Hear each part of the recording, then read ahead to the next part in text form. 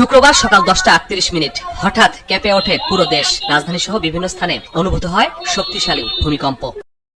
আবহাওয়া অধিদপ্তর জানিয়েছে নরসিংদীর মাধবদীতে ভূমিকম্পের উৎপত্তি স্থল। মাত্রা 5.7। ভূপৃষ্ঠ থেকে 10 কিলোমিটার গভীরে হয় এ ভূমিকম্প।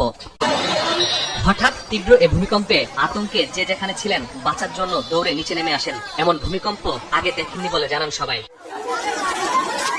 শক্তিশালী এই ভূমিকম্পে দেশের বিভিন্ন স্থানে ভবন ধসে পড়ে। বংশালের কষেটুলিতে ভবন ধসে মারা যান 3 জন।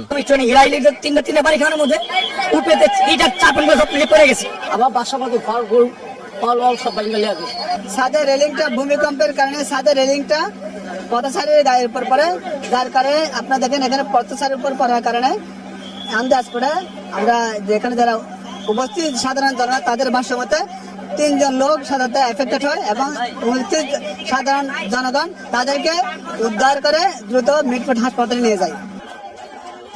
দেশের বিভিন্ন স্থানে হেলে পড়ে ভবন, অনেক ভবনে ধরেছে ফাটল। ভবন থেকে লাফাতে গিয়ে আহত হন বেশ কয়েকজন। ভূমিকম্পে ঢাকার বাইরেও প্রাণহানি হয়েছে নারায়ণগঞ্জে। রূপগঞ্জে দেয়াল ধসে একজন মারা গেছেন।